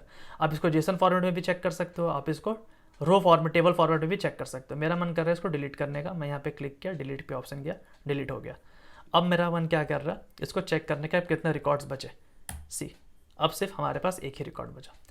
तो इस तरह से आप ग्राफिकल यूजर इंटरफेस के थ्रू भी आप डेटाबेस को एक्सेस कर सकते हो, जो कि is quite a good way, ठीक है। जब हम बड़े बड़े डेटाबेस हैंडल करते हैं ना, इस तरह से हैंडल करते हैं। आपको दिख रहा होगा MongoDB कहाँ पे यूज़ कर रहा है, इस पोर्ट के अंदर /db.users, ठीक है। DB क्या है, डेटाबेस, ठीक है, एंड यूजर्स क्या है, कलेक्शंस, और ये सारी चीज़ें क्या है, डॉक्यूमेंट्स। पक्का यहाँ तक आई होप सबको समझ में। अब आते हैं कि डेटा डिज़ाइन एंड पोस्टमैन, ठीक है। इसका क्या मतलब है भैया, डेटाबेस तो समझ में आ गया, आपने MongoDB अच्छे से समझा दिया, उसका क्वेरी समझा दिया, कैसे अपन डेटाबेस के साथ इंटरेक्ट कर सकते हैं, कैसे डिलीट कर सकते हैं, क्रिएट कर सकते हैं, अपडेट कर सकते हैं, रीड कर सकते हैं, सारी चीज़ें समझ में आ गई। लेकिन भैया अब इसको रियल लाइफ में इंप्लीमेंट तो करके बताओ कि नोड जैसे साथ कैसे इसको इंटीग्रेट करें। उससे पहले समझो कि डेटा को डिज़ाइन कैसे करते हैं। नौ अब एक चीज़ समझो, अब हम लोग वापस आ जाते हैं अपने रेस्टोरेंट वाले एग्जाम्पल में। रेस्टोरेंट को यूज़ करने के लिए, उस चेन को बनाने के लिए, ऑनलाइन वेबसाइट बनाने के लिए हम लोग को पर्सन का डेटा चाहिए, नो मैटर व्हाट, आइदर वो वेटर हो, सेफ हो, वट एवर, या हम लोग को हो सकता है मेन्यू का डिटेल चाहिए, डेटा चाहिए, ठीक है। अब वो डेटा हम लोग बनाएंगे कैसे, वो डेटा का डिज़ाइन भी तो होना चाहिए हमारे पास। अब हम लोग जो फेक फॉर्म बनाते हैं, जैसे कि आपने बहुत बार देखा होगा, किसी पर्सन का हम लोग रिकॉर्ड अगर सेव करना है तो गूगल में बहुत सारा फॉर्म होता है कि उसका नाम बताइए, उसका ईमेल बताइए, उसका कंपनी का नाम बताइए, वेबसाइट बताइए, ये सारी चीज़ें हम लोग बनाते हैं, ठीक है।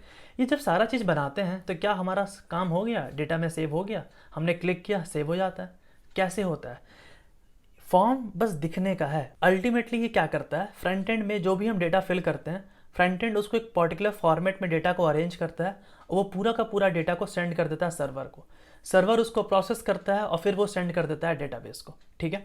अब हमारे पास तो ये फॉर्म है नहीं भैया अभी, क्यों? बिकॉज हम लोग बैकएंड पढ़ रहे हैं, हम लोग को फॉर्म बनाना नहीं आता। वो आपको अजय भैया सिखा देंगे कि फॉर्म कैसे बनाते हैं। बट द पॉइंट इज, हम लोग को ये पता है कि डेटा किस तरह से हम लोग को मिलेगा, ये हम लोग बताएंगे अजय भैया को। या generally backend team front end team को बताती है कि हम लोग को डेटा में क्या क्या चाहिए और किस फॉर्मेट में चाहिए। वो डेटा का फॉर्मेट अल्टीमेटली मेन चीज़ है यार। अल्टीमेटली वही डेटा का फॉर्मेट, जैसे कि हमने यहाँ पे फॉर्म क्लिक किया और नेक्स्ट स्टेप पे क्लिक किया या सब सबमिट पे क्लिक किया। ये फॉर्म डमी है, ये फॉर्म हो सकता है अप टू मार्क ना हो, जो हम एग्जांपल लेके चल रहे हैं। बस मैं आपको ये फील दिलाना चाह रहा किस तरह से फॉर्म कुछ ना कुछ हमारे वेबसाइट में प्रेजेंट होता है जब हम लोग को किसी पर्सन या यूज़र का डेटा फिल करना होता है, या सेव करना होता है, या क्रिएट करना होता है, या स्टोर करना होता है, वॉट एवर द केस यार। मैं बस आपको ये बताना चाह रहा, फॉर्म होता है, उसमें डेटा फिल करते हैं, सबमिट करते हैं, बूम, हमारा डेटा सेव हो गया। कुल मिला के हमने वो डेटा को क्या करता है, फ्रंट एंड उस पर्टिकुलर फॉर्मेट में अरेंज करता है और उस सबमिट पे जैसे क्लिक करते हैं तो उस पर्टिकुलर एपीआई पे वो डेटा चला जाता है और सारा प्रोसेस और जितना भी जो क्रियाक्रम होना रहता है वो हो जाता है। पॉइंट इज, ये फॉर्म तो हमारे पास है नहीं, लेकिन वो फॉर्मेट का डेटा हम लोग भेज सकते हैं किसी पर्टिकुलर एपीआई पे। लेट सपोज एक एपीआई Node.js सर्वर ने बना के दिया कि अगर /save पे अगर आप किसी डेटा को भेजते हो इस फॉर्मेट में तो हम आपका डेटा सेव कर लेंगे, ठीक है। तो हमें वो एपीआई तो पता है। अब फ्रंट एंड वाले क्या करते हैं ना, बहुत चालाक होते हैं, वो सबमिट बटन पे वो एपीआई छुपा देते हैं और फॉर्म को जो डेटा होता है कलेक्ट करके वो उस डेटा को एक पर्टिकुलर फॉर्मेट में अरेंज कर देते हैं, ठीक है। अब दिखने के लिए तो कितना अच्छा दिख रहा है कि हमने फॉर्म फिल किया और डेटा सबमिट हो गया, जैसे हमने सबमिट पे क्लिक किया। बट बैकएंड में क्या चल रहा है? बैकएंड में चल रहा है कि सबमिट पे जैसे क्लिक किया उसने एक एपीआई कॉल किया कि इस एपीआई पे अगर ये डेटा आता है तो उसको सेव कर दो। हम क्या करेंगे, डायरेक्टली उस डेटा से डील करेंगे, ठीक है। और डेटा से डील कैसे करेंगे? With the help of postman, ठीक है। पोस्टमैन एक ऐसा टूल है जो आपको हेल्प करता है कि फ्रंट एंड किस तरह से डेटा आपको बना के देगा और किस एपीआई पे वो कॉल करेगा, इसके लिए बड़ा हेल्पफुल है। हमें नहीं ज़रूरत कि वो फ्रंट एंड में क्या कैसे चीज़ें बन रही है और कैसे चीज़ें हो रही है, हमें नहीं पता भैया, हमें नहीं आता फ्रंट एंड।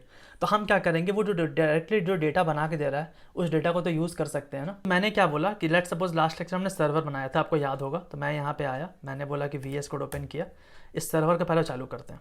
बट ऑब्वियस है फ्रंट एंड अगर किसी API पे भेजेगा तो उसको API तो पता होना चाहिए, वो सर्वर से कैसे बात करेगा। तो कुछ कुछ हमने एंड पॉइंट्स बनाए थे, //chicken/Italy। चलो जी, यहाँ पे मैंने स्टार्ट किया नोड या नोड मॉन server.js, इंटर, सर्वर चालू हो गया। अब जैसे सर्वर चालू हुआ नहीं हुआ कैसे पता चलता है, सिंपल है यार। हम क्या करते हैं, यहाँ पे जाते हैं, सर्च करते हैं local host 3000, inter, how I can help you. तो क्या इस लोकल होस्ट API पे कोई भी इंसान डेटा भेजना चाहेगा तो उस मिल जाएगा? नहीं। क्यों? क्योंकि ये गेट है, ये सिर्फ आपको डेटा दे सकता है, कुछ ले नहीं सकता। लेने के लिए पोस्ट मेथड होता है, वो अपन आगे सीखेंगे। पॉइंट इस कि क्या अब फ्रंट एंड इस API को यूज़ कर सकता है? हाँ जी, यूज़ कर सकता है, हो सकता है। अब मैं यहाँ पे इसको इंटर किया, यहाँ पेस्ट किया, सेंड किया, मेथड क्या है, गेट। इसे ध्यान से देखना, इससे मैं बड़ा कर सकता है क्या? ओह नाइस, ये बड़ा हो सकता है, कूल। देखो there are lots of folders out there यार, इस पर फोकस मत करना, क्योंकि ये मैं पोस्टमैन काफ़ी यूज़ करता है, ठीक है। तो धीरे धीरे आप भी यूज़ करने लगोगे। तो मैंने बहुत सारे फोल्डर्स बना रखे हैं अपने अपने यूज़ के अकॉर्डिंग, जब भी मैं किसी प्रोजेक्ट पे काम करता हूँ। तो गेट मेथड, यहाँ पे हमने गेट यहाँ पे दे रखा है, ठीक है। स्लैश, इस एंड पॉइंट पे अगर कोई हिट करता है, इंटर, तो उसे डेटा क्या मिल रहा है, welcome to my hotel, how I can help you, यही मिल रहा है। बहुत बढ़िया। कुल मिला के फ्रंट एंड इस API को यूज़ करके with the help of get method ये डेटा ले सकता है। क्यों? क्योंकि हमने गेट मेथड पे सर्वर को इसके लिए अलाउ कर रखा है। लेट सपोज मेरा मन कर रहा है चिकन का, ठीक है। तो मैंने क्या बोला, /chicken पे मैंने जैसे इंटर किया, सेंड किया, तो क्या मिल गया, sure sir I will love to serve chicken, ठीक है। रॉ, प्रीव्यू, डिफरेंट मेथड है विजुअलाइज करने का, ठीक है। प्रीव्यू पे आ रहा मैं, ठीक है, तो प्रिटी पे आ रहा। तो ये डेटा आपको मिल गया, मतलब कि गेट मेथड है। अगर मैं इसको पोस्ट कर देता हूँ और मैं इंटर करता हूँ तो क्या एरर आएगा, एरर क्या आया, ये can not post chicken, post पे नहीं, गेट पे मिल रहा है, ठीक है। गेट पे ये डेटा हम लोग को मिल गया। पॉइंट इज डैट कि हमने अभी तक गेट मेथड के थ्रू कि ये सारे APIs ओपन है और ये सारे APIs पे हम ये डेटा आपको दे रहे हैं। लेट सपोज मेरा मन किया इटली, ठीक है, /Italy पे है, /Italy, इंटर, तो प्रिटी में क्या, ये डेटा हम लोग को मिल गया। ये डेटा मतलब कि इस डेटा पे नेम इटली, साइज इतना, इस सांभर, इस चटनी। तो फ्रंट एंड इसको यूज़ कर सकता है इस API को with the help of get method. अगर वो गेट मेथड पे इस API को कॉल करता है तो हम आपको ये डेटा ला के देंगे, पक्का। अब फ्रंट एंड चाह रहा है कि डेटा भेजना है, बट ऑब्वियस है यार, भेजना है हम लोग को किसी पार्टिकुलर फॉर्मेट। किसका डेटा भेजना है, पर्सन का डेटा भेजना है। पर्सन का डेटा हम भेजना चाह रहे हैं ताकि वो सर्वर के पास जाए और सर्वर उसको डेटाबेस में डाल दे। गेट क्या करता है, गेट केस में सर्वर जो है डेटा शो करता है फ्रंट एंड को। पोस्ट केस में क्या होता है, सर्वर जो है डेटा लेगा क्लाइंट से, ठीक है। लेकिन लेने का भी फॉर्मेट होता है यार। सी, अब हम पोस्ट पे आ गए हैं तो हो सकता है उसमें एंड पॉइंट सेव करना पड़ेगा। लेट्स मैंने एंड पॉइंट बनाया पर्सन, ठीक है, पर्सन। तो पर्सन एंड पॉइंट पे अगर कोई पोस्ट मेथड पे कोई डेटा भेजेगा पर्सन का तो हम उसको सेव कर देंगे। लेकिन फॉर्मेट क्या है भैया, तो मैंने यहाँ पे फॉर्मेट क्या बोला, सी, लेट सपोज मैंने यहाँ पर्सन का डेटा बनाया, हो सकता है ये पर्सन का डेटा है, ठीक है। ये पर्सन डेटा मैंने कॉपी किया, नेम एलिस, एज 28, वर्क क्या करता है, सेफ है वो, मोबाइल नंबर क्या है, ये है, ईमेल आईडी ये है, एड्रेस और सैलरी $60,000, ये इसका डेटा है। अब इस डेटा को मैं क्या कर रहा हूँ, बॉडी पे आया, पेस्ट किया, सी, बॉडी पे आया, यहाँ raw is a method, JSON format में पेस्ट किया। यहाँ थोड़ा आपको अलग दिखेगा, मैं थोड़ा सा छोटा कर देता हूँ तो वो बेटर समझ में आएगा। जैसे कि बहुत बार होता है ना, आपको आइडिया पता नहीं होता, जैसे कि यहाँ पे मैं क्लिक किया, टेक्स्ट रहता है। जनरली यहाँ पे आपको जब पहली बार ओपन करोगे तो नन रहेगा, आपको रॉ पे क्लिक करना है, पेस्ट करना है। जब पेस्ट करोगे तो जेसन नहीं है, टेक्स्ट पे सिलेक्ट करके आपको जेसन सेलेक्ट करना है। तो इससे अब ये जेसन डेटा अगर कोई भी भेजेगा इस URL पे /person with the help of post method, इसका क्या मतलब है कि सर्वर इसको सेव कर लेगा, एक्सेप्ट कर लेगा, ठीक है। ये डेटा फॉर्मेट यही होना चाहिए और कुछ दूसरा फॉर्मेट नहीं होना चाहिए। अगर इस फॉर्मेट में भेजेगा तब ऑफलाइन, हमने ये फॉर्मेट दे दिया फ्रंट एंड वालों को। फ्रंट एंड हमें इसी URL पे पोस्ट मेथड पे ये डेटा भेजेगा, तब हम इसको सुनेंगे। क्यों? बिकॉज अपने सर्वर को इसी तरह ट्रेंड करने वाले हैं। अभी हम कोड नहीं लिख रहे हैं, बट हम लिखेंगे आगे। लेकिन ये मैं आपको समझाना चाह रहा है डेटा कैसा सेव हो रहा है। लेट सपोज मेरा मन कर रहा है कि मुझे किसी मेन्यू का डेटा चाहिए, ठीक है। तो मेन्यू का डेटा मैंने यहाँ बना रखा है, बहुत प्यार से बनाया है कि मैंगो स्मूथी बनाना है। प्राइस कितना, $4.99। टेस्ट मीठा है। इस ड्रिंक, यस, हाँ पीने का चीज़ है। इंग्रेडिएंट्स ये सारी चीज़ें। नंबर ऑफ सेल्स अभी तक 45 बॉटल्स हम बेच चुके हैं।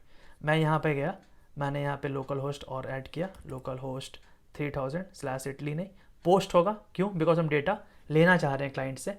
बॉडी पे आए, रॉ सेलेक्ट किए, टेक्स्ट पे जेसन पे आए, पेस्ट किए, ठीक है। सी ब्यूटीफाई कर दोगे तो हो सकता है कि आपको एक ब्यूटीफुली अरेंज करके दे दे। ये सारे इंग्रेडिएंट्स हम, अगर कोई इस फॉर्मेट में डेटा को भेजेगा तो हम एक्सेप्ट कर लेंगे on the let's suppose items.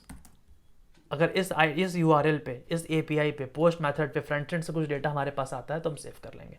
और पोस्टमैन यही कर रहा है यार, फ्रंट एंड हमारे पास है नहीं तो हम इसी तरह से इसको फ्रंट एंड की तरह यूज़ कर रहे हैं। और लेट्स सपोज अभी हम सेंड करेंगे तो हमें कुछ नहीं मिलेगा, विजुअलाइज करेंगे या प्रीव्यू करेंगे, कैन नॉट पोस्ट आइटम। क्यों, बिकॉज ये पोस्ट मैथड और /आइटम्स तो ये समझ ही नहीं रहा है कि ये क्या कहना चाह रहा है। ये हमारे पास बस 3 चीज़ें समझ रहा है। अब आगे हम कैसे कैसे इसको बनाएंगे सब कुछ समझेंगे यार, कोई बड़ी चीज़ नहीं है यार। अगर मैं आपको छोटा सा यहाँ लिखना बता दूँ ना तो सी ऐप डॉट पोस्ट, ठीक है, स्लैश वॉट, कौन सा स्लैश पे भेजना चाह रहे हैं, आइटम्स, ठीक है, रिक्वेस्ट रिस्पॉन्स, इस तरह से पूरा डेटा बनेगा, कोई दिक्कत वाली बात है ही नहीं। अब इस तरह से हम इसको डिफाइन करेंगे कैसे कैसे चीज़ें बन रहा है। अब मैं /आइटम्स वगैरह करता हूँ तो आपको कुछ ना कुछ तो मिलेगा, क्या मिलेगा क्या नहीं, क्योंकि अभी प्रोसेस चल ही रहा है। क्यों, बिकॉज इसके अंदर कुछ लिखा हुआ है नहीं, इसलिए मैं इसे कैंसिल कर रहा। समझ में आ रहा है क्या कर, अब एरर तो नहीं आ रहा ना एटलीस्ट, सी अब एरर नहीं आ रहा, बस ये सेंड रिक्वेस्ट भेज रहा है, भेजे जा रहा है, कुछ हो नहीं रहा है, तो मैं कैंसिल कर दे रहा है इसे। तो पॉइंट इज डैट कि ये मैं काम करते हैं, यहाँ कंसोल लगा देता, चलो आपको दिख जाएगा console.log डेटा इज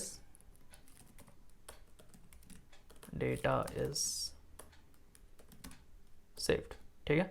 अब देखता है यहाँ क्या होता है। मैं यहाँ पे क्या इंटर /आइटम्स, तो यहाँ पे कंसोल हो गया, डेटा इज सेव्ड, ठीक है। हम कुछ इसको रिस्पॉन्स रिवर्ट में नहीं भेज पा रहे हैं क्लाइंट को, इसलिए ये आपको सेंडिंग रिक्वेस्ट ही दिखा रहा है अभी तक, तो एंटर, ठीक है। या मैं आपको यहाँ पे कर देता res.json res.send, ठीक है। रिस्पॉन्स में एज ए रिस्पॉन्स हम लोग डेटा सेव इंटर कर रहे हैं। अब मैं यहाँ पे सेंड किया तो सी डेटा इज सेव्ड। तो रिस्पॉन्स एज अ रिस्पॉन्स हमने क्या किया, एक्नॉलेज किया कि हाँ आपने जो पोस्ट मेथड के थ्रू ये डेटा भेजा था हमने डेटा सेव कर लिया, ऐसा हमने एक्नॉलेज मैसेज भेज दिया। बट क्या सेव हुआ, नहीं, तो हमने अभी तक डेटाबेस इंटीग्रेट नहीं किया। पॉइंट इज डैट पोस्टमैन अपन कैसे यूज़ कर रहे हैं समझ में आ रहा है कि हमारे पास फ्रंट एंड नहीं है, बट फ्रंट एंड यही काम करता है, बस उसके पास GUI होता है, ग्राफिकल यूजर इंटरफेस होता है। वो प्यारा सा फॉर्म बना देता है, एक क्लिक बटन दे देता है, सेव बटन दे देता है, लेकिन सेव बटन क्लिक करने पे वो यही मेथड पे, इसी API पे, इस पोस्ट मेथड के थ्रू ये पूरा का पूरा डेटा इस फॉर्मेट में सजा के सर्वर को भेज रहा होता है। ट्रस्ट मी गाइज, यही होने वाला है, ठीक है। This is how back end and front end works, but front end है नहीं, इसलिए that's why we use Postman. Postman is a very powerful tool and सबसे ज़्यादा दुनिया में यूज होने वाला टूल है, मतलब हम सभी डेवलपर इसको यूज़ करते हैं, ठीक है। चलो जी, यहाँ तक तो कोई दिक्कत नहीं कि हमारे पास ये समझ में आ गया कि डेटा हम लोग सेव कैसे कर रहे हैं वाया पोस्टमैन, कैसे हम भेज रहे हैं। अब कल हम लोग सीखेंगे कि डेटाबेस हम लोग इंटीग्रेट कैसे कर रहे हैं कि Node.js के साथ, ताकि हम डेटा को सेव कर पाएँ। यहाँ पे लास्ट एक टर्म आता है हमारे पास, कनेक्ट MongoDB विथ Node.js, ठीक है। अब यहाँ पे ध्यान से समझो, थोड़ा सा थ्योरेटिकल पार्ट है, बस एक बार लेकिन समझ में आ जाएगा तो समझ में आ जाएगा, कोई बड़ी बात नहीं। आई नो लेक्चर काफ़ी लंबा जा चुका है, but this is trust me very important guys. अब हम लोग MongoDB को Node.js से कनेक्ट करना चाह रहे हैं, बट ऑब्वियस यार हम लोग चाह रहे हैं कि डेटाबेस में सारा डेटा जो हम बना रहे हैं यहाँ पे कि आइटम्स हो, पर्सन हो, ये सारा डेटा डेटाबेस में चाह रहे हैं स्टोर हो, हमारे पास सेव हो, राइट। सेव करने के लिए MongoDB को Node.js के साथ इंटीग्रेट करना पड़ेगा। इट मीन्स Node.js के सर्वर को MongoDB के सर्वर से, डेटाबेस का सर्वर से तालमेल बैठाना पड़ेगा। तो MongoDB ड्राइवर एसेंशियल होता है, एक MongoDB ड्राइवर होता है जो एसेंशियल होता है, रोल प्ले करता है MongoDB डेटाबेस सर्वर को हेल्प करने में और Node.js सर्वर को हेल्प करने में, दोनों एज ए ब्रिज की तरह काम करता है। अब बेसिकली होता क्या है कि MongoDB speaks own language protocol to interact with database server. MongoDB का अपना भाषा है जिसके थ्रू वो अपने डेटाबेस के साथ इंटरेक्ट कर रहा है, right. Node.js communicates in JavaScript और Node.js जावास्क्रिप्ट में बातें कर रहा है अपने सर्वर से। तो the driver translate the JavaScript code from Node.js into the format that MongoDB can understand and vice versa. मतलब कि जो MongoDB का जो ड्राइवर है, जो MongoDB और Node.js का ड्राइवर है, वो ड्राइवर क्या करता है कि वो ट्रांसलेट करता है जावास्क्रिप्ट कोड को जो Node.js में बातें चल रही है, ताकि वैसा लैंग्वेज ट्रांसलेट करता है जैसे कि MongoDB समझ पाए, ठीक है। और सेम वो उल्टा भी करता है कि MongoDB जो कह रहा है वो Node.js समझ पाए, ये सारी चीज़ें करता है। कुल मिला के दोनों को बैठाने के लिए, साथ काम कराने के लिए we need some drivers. Drivers बोले तो फाइल्स, प्रोग्रामिंग फाइल्स, जो एज अ ब्रिज एक्ट करती है दोनों के बीच में, जो एज अ ट्रांसलेटर काम करता है, बिकॉज ये अपनी लैंग्वेज में बात कर रहा है, वो अपनी लैंग्वेज में बात कर रहा है, ठीक है। तो the driver provide a set of function and method that make it easier to perform common database operation from your Node.js code. MongoDB driver क्या करता है? देखो ड्राइवर मतलब गाड़ी वाला ड्राइवर मत समझना यार, it's a kind of programming files जो एज अ ब्रिज एक्ट कर रही है दोनों को बीच में, ठीक है। वो क्या करता है? कुछ फंक्शन से मेथड प्रोवाइड करता है जिसके थ्रू हम लोग डेटाबेस ऑपरेशन कर पाते हैं Node.js की मदद से, ठीक है। Node.js हमने कुछ किया और वो डेटाबेस में चीज़ें अप्लाई हो गई, ठीक है। Driver also helps you to handle errors जो डेटाबेस के टाइम पे आती है, जैसे कि डेटाबेस कनेक्ट करने का टाइम पे बहुत बार इशू आता है, या डेटाबेस में कुछ जब हम लोग अपडेट करते हैं या क्रिएट करते हैं तो बहुत बार एरर्स आते रहते हैं डेटाबेस सर्वर के एंड से।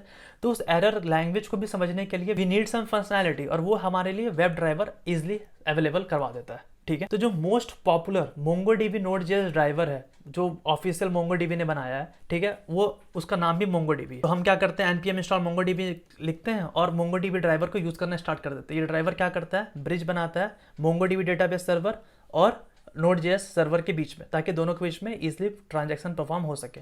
और ये ड्राइवर MongoDB ही ऑफिशियल वेबसाइट में बनाया रहता है, ठीक है। अब इसको ईजिली इंस्टॉल कर सकते हो बना के। बट क्या हम इसको यूज़ करेंगे? नहीं करेंगे। क्यों? बिकॉज मार्केट में है Mongoose। जब मार्केट में Mongoose है तो Mongoose क्या करेगा? Mongoose क्या है बेसिकली, पहले वो समझो।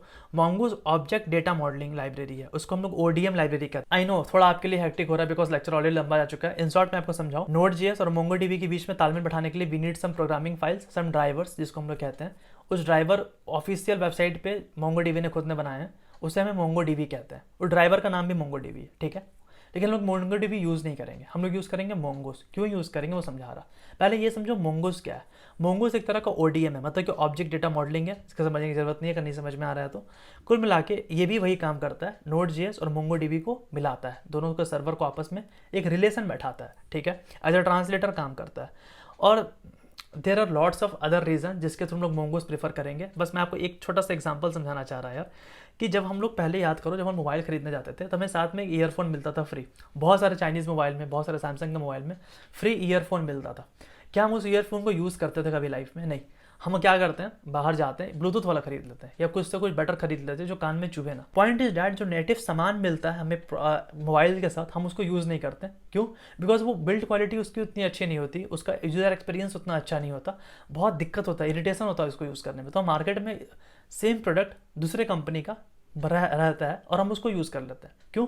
बिकॉज उसमें एक्स्ट्रा फीचर्स है, एक बार बटन क्लिक करो गाना चेंज हो जाता है, दो बार बटन क्लिक करो गाना बंद हो जाता है, तो एक बार बटन क्लिक कॉल उठ जाता है, ब्लूटूथ वाला है, ठीक है, चार्ज ज़्यादा चल रहा है। पॉइंट इज डैट जो नेटिव ड्राइवर MongoDB के ऑफिशियल वेबसाइट पे है ना, MongoDB, उसको जब यूज़ करो तो काफ़ी दिक्कत है। आपको बहुत कोड करना पड़ेगा, बहुत सारी चीज़ें खुद से मैनेज करनी पड़ेगी, बहुत आउटडेटेड फंक्शनैलिटीज़ और मेथड्स है जिसको कोई यूज़ नहीं करता, एंड काफ़ी ज़्यादा लाइन्स ऑफ कोड लिखना पड़ता है इस सर्वर को, दोनों सर्वर को बीच में मैनेजमेंट बैठाने के लिए। बट Mongoose सब कुछ आसान कर देता है आप लोग के लिए। Mongoose को हम लोग डायरेक्टली npm इंस्टॉल Mongoose करते हैं और वो सारा काम खुद पे खुद कर देता है। Mongoose इतना प्यारा लाइब्रेरी है, ठीक है। Mongoose is like a translator between, वो सेम काम कर रहा है, बट इसमें एक्स्ट्रा फंक्शनैलिटीज़ है, जैसे कि चार्ज ज़्यादा चलना, सिंगल क्लिक करने पे गाना बजने लगना, डबल क्लिक पे स्टॉप हो जाना। सेम उस तरह इसमें बहुत ज़्यादा फंक्शनैलिटीज़ है यार, कि वो Node.js कोड और MongoDB के सर्वर को दोनों को आपस में मैनेज करता है। It make working database smoother and easier, ठीक है। चलो, with Mongoose you can define your data should look like making a blueprint for your documents. It means, अगर मैं आपको सिंपल भाषा में कहूँ, in our database each person information will have name, age and email. This makes your data stay organize. मतलब कि जब हम Mongoose में काम करते हैं ना, तो हम पहले डेटा को डिफाइन कर देते हैं कि क्या क्या डेटा हमारे पास होने वाला है पर्सन के अंदर। पर्सन के अंदर डेटाबेस से नेम होगा, एज होगा, ईमेल होगा। इससे फ़ायदा क्या होगा कि क्लाइंट कुछ भी नहीं भेज सकता हम लोग को। ऐसा नहीं आज हम इससे पर्सन का नाम, एज और ईमेल आईडी स्टोर कर रहे हैं, वो कल से पर्सन का जूता का साइज भेजने लगे, नो नीड ना। अनवांटेड डेटा हम क्यों लें क्लाइंट से? तो हम लोग क्या करते हैं, Mongoose में सब कुछ डिफाइन कर देते हैं कि डेटाबेस का प्रिंट क्या है, ब्लूप्रिंट क्या है, कि क्या क्या डेटा हम लोग स्टोर करने वाले हैं, उसको हम लोग स्कीमा कहते हैं। आगे चल के वो भी पढ़ेंगे। Mongoose help you make sure the data what you put into database is correct. It like having someone check if you are return your email address correctly before sending a message. मतलब कि Mongoose क्या करता है, database में insert करने से पहले या डेटाबेस के साथ कोई ऑपरेशन परफॉर्म करने से पहले वो क्या करता है, सब कुछ अपने एंड से पहले चेक कर लेता है कि सब कुछ सही तो है ना। ऐसा नहीं मैं डेटा कुछ भी मशीन में भेज दिया, मशीन ख़राब हो गया, इट मीन्स डेटाबेस फट गया या कुछ भी इशू आ गया, एरर आ गया। हम ये नहीं चाहते। मोंगूस सब कुछ अपने एंड से पहले चेक करता है। कुल मिला के अब सर्वर और मोंगोडीबी के बीच में भी क्या आ गया, मोंगूस का लेयर आ गया। मोंगूस का लेयर काफ़ी हेल्प करता है डेटाबेस से इंटरेक्शन बढ़ाने के लिए। एंड सच बता रहा हूँ, क्वेरी करना और लॉट्स ऑफ फंक्शनैलिटीज़ यार डेटाबेस के साथ काफ़ी आसान हो गया मोंगूस के लिए। बट अगर हम मोंगो डीबी ही नेटिव ड्राइवर यूज़ करते चले तो we need to write a lot of detail instructions to make sure everything works correctly. हमें बहुत सारा कोड लिखना पड़ता है, जो कि मैंने लिख रखा है स्टार्टिंग में, ठीक है। Without Mongoose your code might get messy and harder to understand. There is a high chance कि आपका कोड बहुत गंदा से दिखने लगे, भद्दा से दिखने लगे अगर आप मोंगूस यूज़ नहीं कर रहे हो तो। बिकॉज मोंगूस में हर चीज़ काफ़ी स्ट्रक्चर वे में होती है एंड काफ़ी सारी इजी फंक्शनैलिटीज़ है, आपको बस यूज़ करना है और डेटाबेस के साथ वो इंटरेक्शन खुद पे खुद कर देता है, ठीक है। Since you need to handle many details yourself, it can take longer to finish your project. But obvious है, हम जब मोंगो डीबी का नेटिव ड्राइवर यूज़ कर रहे हैं, हमें काफ़ी सारी फंक्शनैलिटी खुद से लिखनी पड़ती है, तो प्रोजेक्ट का समय भी बढ़ेगा आपका, ठीक है। In a nutshell, Mongoose makes working with MongoDB in Node.js much simpler and smoother. It gives you tools that handle complexities for you, so you can focus on building an application without getting bogged down in technical details. Point is मोंगूस क्या करता है, आपको काफ़ी easy बनाता है database के साथ interaction बढ़ाने में इन Node.js केस। ट्रस्ट मी, आज के टाइम पे कोई भी नेटिव ड्राइवर यूज़ नहीं करता। जनरली ऑल ऑफ देम 90 से 95% of them use Mongoose as a ODM library. मतलब कि वो डेटाबेस से इंटरेक्शन के लिए सब कुछ, जितनी फंक्शनैलिटी आप सोच सकते हो ना Node.js और मोंगो डीबी के बीच में जितनी फंक्शनैलिटीज आप इजी टू इजी उसको हैंडल कर सकते हो, वो सब कुछ मोंगूस खुद प्रोवाइड करता है। आई नो आज का लेक्चर बहुत लंबा गया, but trust me this is best जो आप सीख सकते थे। इसमें जितनी भी चीज़ें मैंने कही प्लीज़ कुछ स्किप मत करना। जब तक नहीं होता है मुझसे क्वेश्चन करते रहना और आगे मत बढ़ना। आगे बढ़ जाओगे ये चीज़ें छूट जाएगी यार। हर बार सोचोगे कि मैं इससे पढ़ लूँ उससे पढ़ लूँ, मेरा हो जाएगा, नहीं होने वाला जब तक खुद से नहीं करोगे।